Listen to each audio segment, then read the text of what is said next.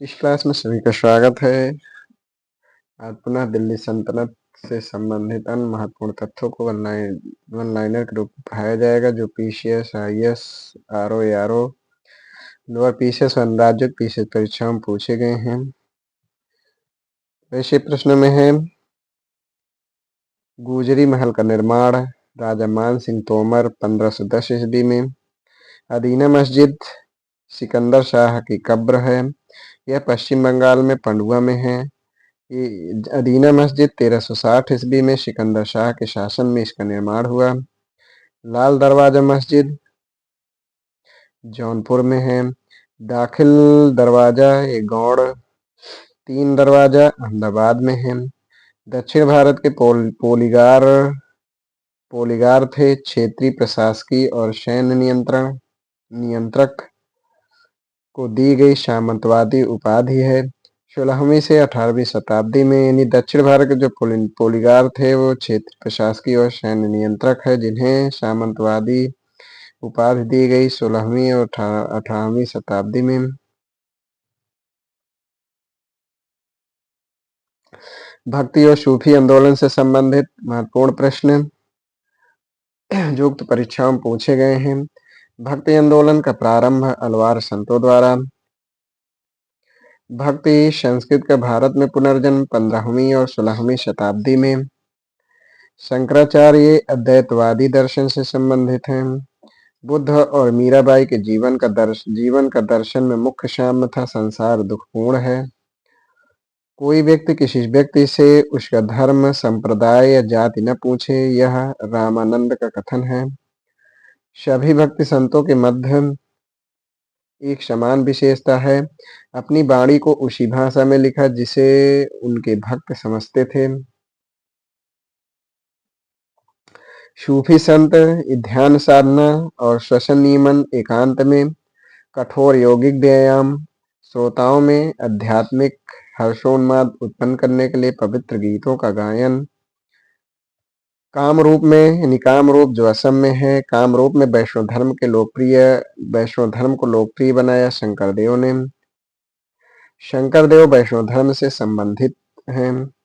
शंकरदेव ने असम और कूच बिहार में वैष्णव धर्म का प्रवर्तन किया। रामानुजाचार्य विशिष्टाद्वैत से संबंधित हैं। शुद्ध अद्वैतवाद का प्रतिपादन वल्लभाचार्य ने किया। एक पुष्टि मार्ग है। सोमयाजी कुल के तेलुगु ब्राह्मण थे। वल्लभाचार्य सोमयाजी कुल के तेलुगु ब्राह्मण थे। इनकी जो जन्मस्थली है वो चंपरादंड छत्तीसगढ़ में है। अद्वैतवाद के प्रतिपादक शंकराचार्य हैं। विशिष्टाद्वैत के प्रतिपादक रामानुजाचार्य हैं।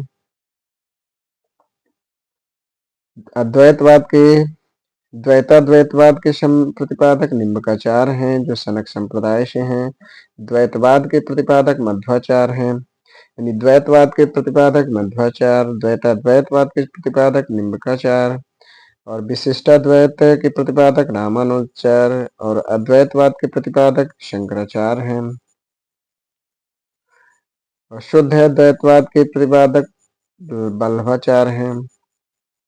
तुकाराम ये बरकरी संप्रदाय से हैं। रामदास ये धरकरी संप्रदाय से हैं।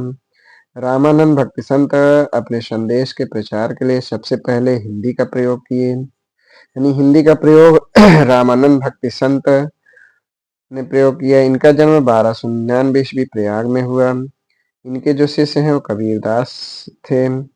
कबीरदास एवं धर्मदास के मध्य संवादों का जो संकलन है वो अमरमूल में है। मलुकदास एक संत कवि थे, कड़ा के 1574 ईस्वी में। संत घासीदास महंगूदास इनके पिता थे। संत घासीदास के पिता महंगूदास थे। इनका जन्म 1756 ईस्वी में छत्तीसगढ़ में हुआ। शंकराचार्य 8वीं शताब्दी और रामानुज 1017 से 1037 ईस्वी। चैतन्य वैष्णव संप्रदाय से हैं। इनका समय 1486 से 1534 ईस्वी।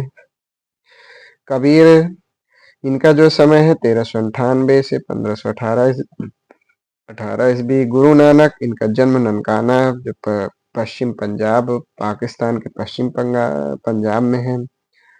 इनका जो समय 1469 से 1539 ईस्वी। चैतन्य, इनका समय 1486 से 1534 ईस्वी। मीराबाई, इनका समय 1498 से 1557 ईस्वी। ज्योतिर्लिंग की संख्या 12 है, जिनमें है केदारनाथ, विश्वनाथ, बैद्यनाथ, महाकालेश्वर, ओंकारेश्वर, नागेश्वर, सोमनाथ, त्र्यंबकेश्वर, घृष्णेश्वर, भीमशंकर, मल्लिकार्जुन और रामेश्वरम में। मल्लिका अर्जुन स्वामी और रामेश्वरम में इस प्रकार 12 ज्योतिर्लिंग हैं। तो आज इतना ही। इसके आगे के महत्वपूर्ण प्रश्नों को अगली क्लास में पढ़ाया जाएगा। धन्यवाद।